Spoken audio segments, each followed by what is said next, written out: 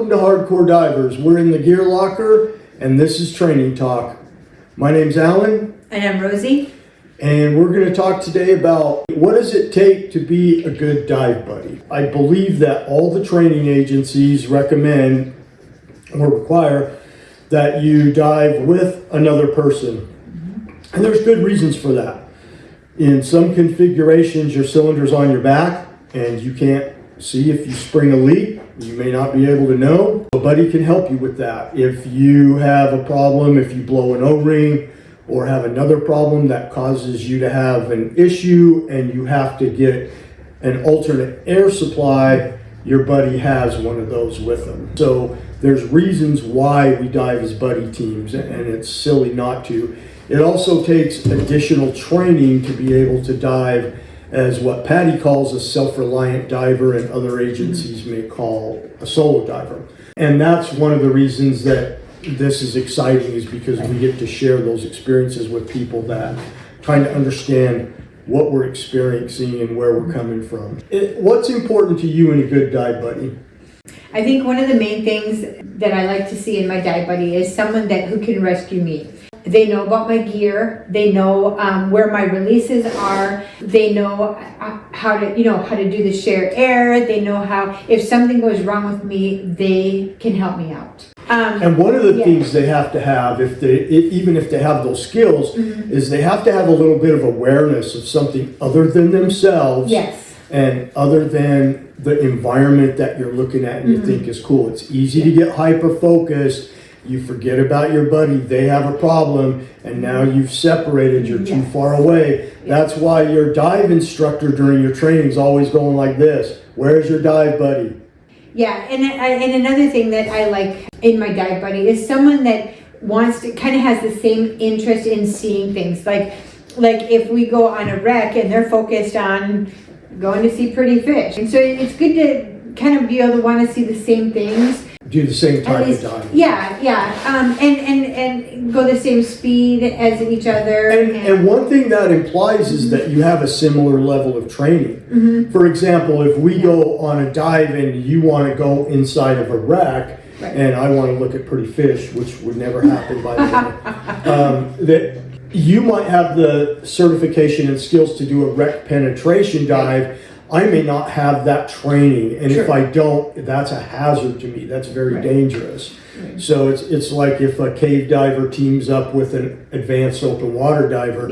Well, guess what? They're not doing cave diving. And another important thing is that my buddy knows how to fix things. So like if I have a leak, they can recognize it. They know the basic communication to say, hey, something's wrong. Let me look.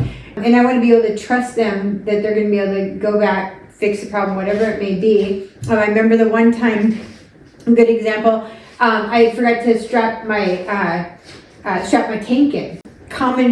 For me, I just get wrapped up doing everything else and forgot to, strap that thing. And so here I am diving going, whoa, something's way off. And so it was nice to have you come to me like, hold on, stop, stay there.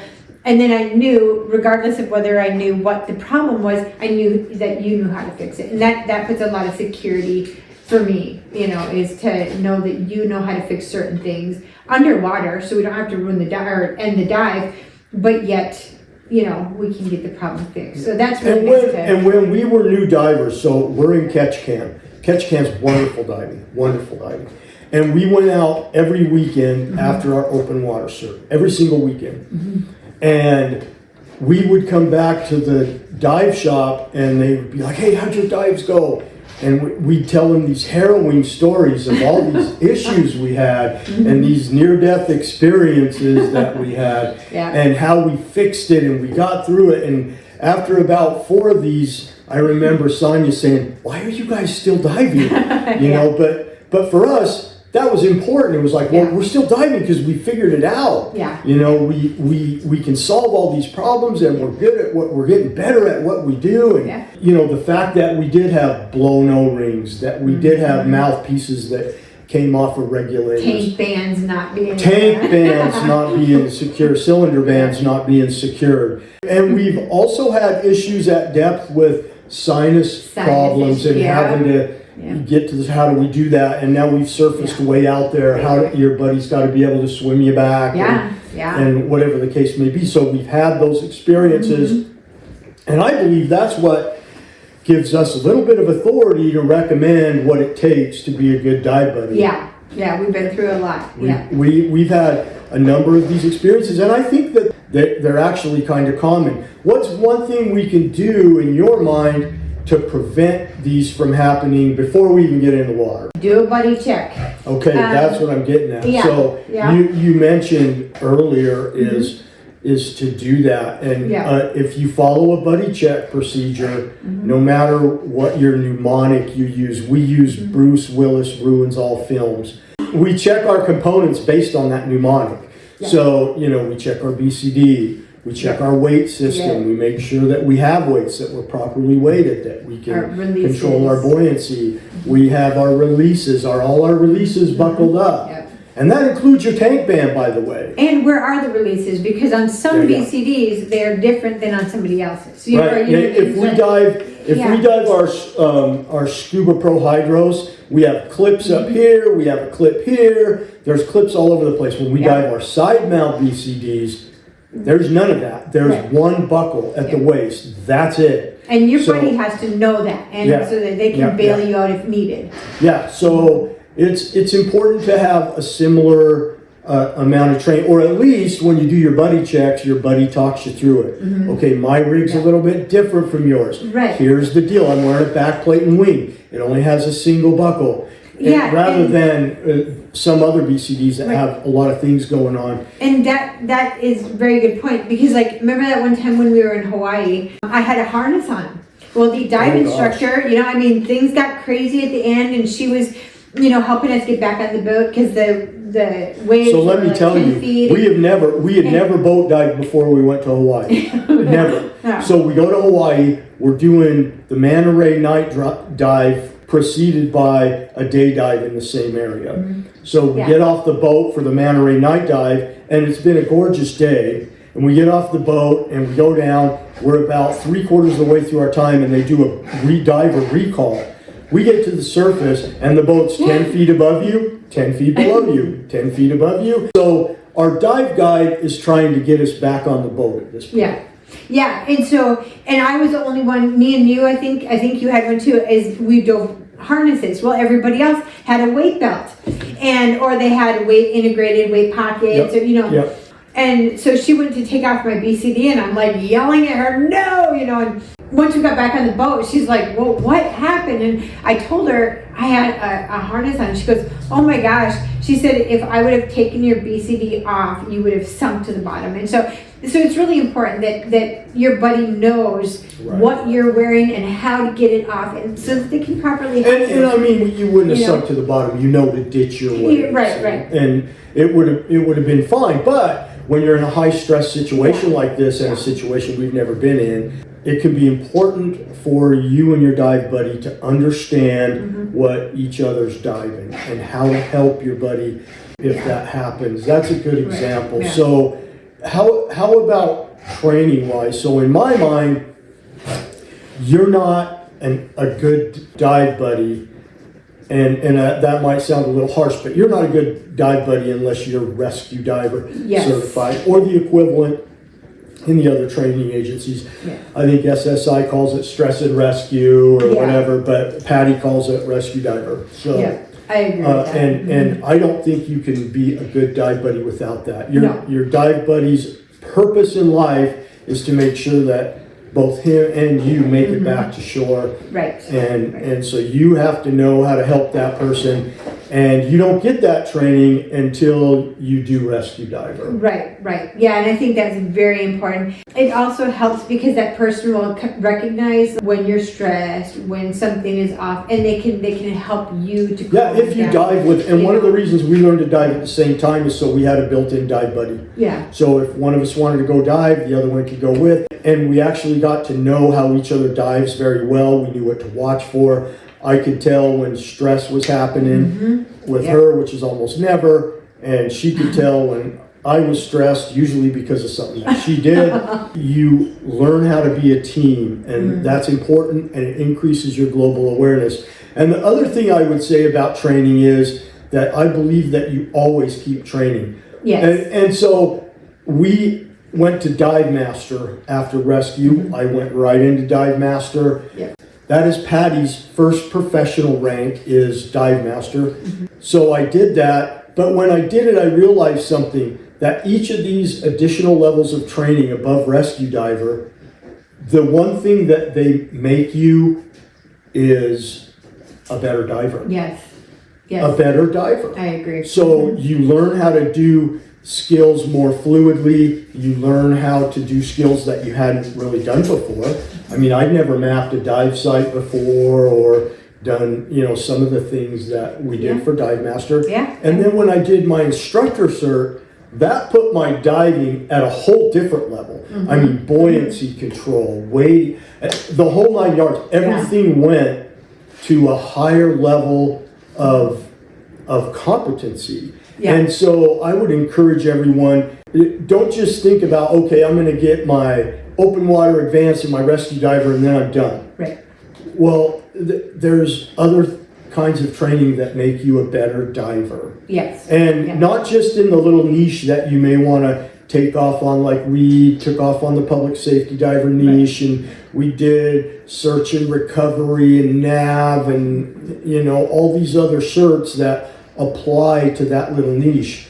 But you want the additional mainline skill level training. So transition to, even if you don't want to be a dive professional, let's say that you don't want the liability or you don't want the responsibility, I would continue to encourage you to take that training anyway, because it simply makes you a better diver. Yes. Yes. In my opinion. Yeah. And I think also, like me and you have each other.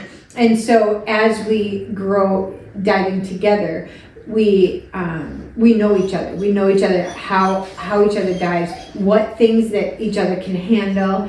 And I think that's really important, is to know your dive buddy in a dive situation. So if you get stuck in a bad spot, I know that you're not going to leave me behind. You know what I mean? You know that I'm going to be like, where's Elle? Knowing that, or knowing little things that are going to trigger the other one. That's really important too, and so it's and not all the time can you do that, you know what I mean? So let me ask you a question. Let's take it in a little different direction. So if you were to go on a dive vacation and you went by yourself, how would you know that the person they're teaming you up with would be an acceptable dive buddy? I mean, how can we approach that without being offensive? Right. I think I would start off with myself, and I would tell them, hey, just so you know, these are my certifications. This is my communication. These are my main ways of communicating.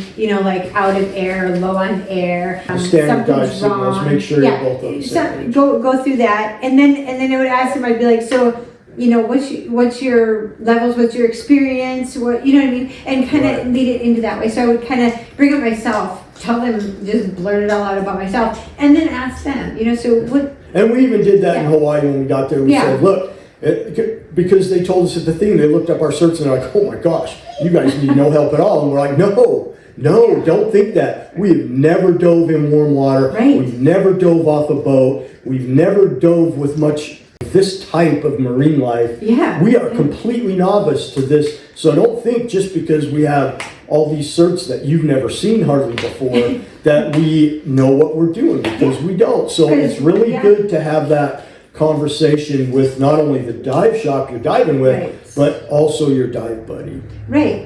Because a lot of people, you're good in where you're at. So we're good with cold water diving. We do it all the time. It's not a big deal. We're good, with black water diving. It's not a big deal. We do it all the time. But to jump into a new scenario, it's like, okay, I'm good at this. You guys, you guys would be stuck. I'm expecting you to be good at this and get me through this dive. Yeah, and so it's we just got to remember each person is good at where they dive and what they normally do. And when you jump into a new environment, a new type of diving, you got to kind of learn, start from scratch. And consequently, if you see something that you want to do, like I'm hoping that you've watched our our videos for our public safety dive missions, and you've watched episodes 1 through 6, and I hope you enjoy that. If you want to do that type of diving, make sure you get the training to do it. Don't just say, well, I'm a rescue diver, so I'm going to jump in there and I'm just going to learn this myself. That's a bad way to learn something, because you either learn by what someone teaches you or you learn by experience. In the case of scuba diving, learning by experience can be learning by drowning or learning by some other bad thing happening. It's important to get trained in the thing. Like I've watched just tons of cave diving videos in the last year, and I've really got this cave dive bug.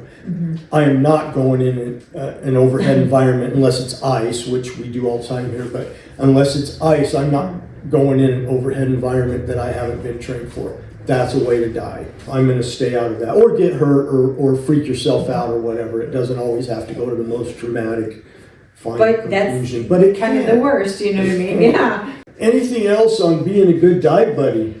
I think you got to make sure your gear has been serviced. Yes. And a good dive buddy makes sure that they are not the problem. Yeah. Yeah. So you make sure you're not the problem by having your gear serviced, by being up on your training. If you haven't dove in a year, maybe 2 or more, get a reactivate is what Patty calls it. You go with a dive instructor and you go through skills and make sure your skills are still up to snuff. And another thing, take the lead. You know what I mean? Like if you're gonna dive with some, dive buddy that you don't know, take the initiative to say, hey, what are your signals that you use? What are some... Yeah, you have to start that conversation. Exactly. And in my case, if I get teamed up with a dive buddy that I don't know, that's always my first thing is, hey, here's what I do, what do you do? I want to know what you do. And if I feel like you have more experience in this type of diving, guess what? I keep my mouth shut and follow your lead. And even one of the guys I dove with off the boat, he wasn't an instructor, didn't have those certs, he wasn't a dive master, but he's dove a heck of a lot more in off boats and in tropical waters than I have. So guess who was in charge of that dive? He was. He was. Yeah. But if I get to a place and I'm dealing with somebody that's got 6 dives and we're going down there, then you can better bet that I'm going to say, okay, here's how we're going to do this. Right. And sometimes it might be good to take in that case where you're getting teamed up with someone you don't know. I mean, you and I know this, the signals that we use frequently, and we always dive brief our divers in training. Here's the signals we're going to use that we expect to see. Yeah.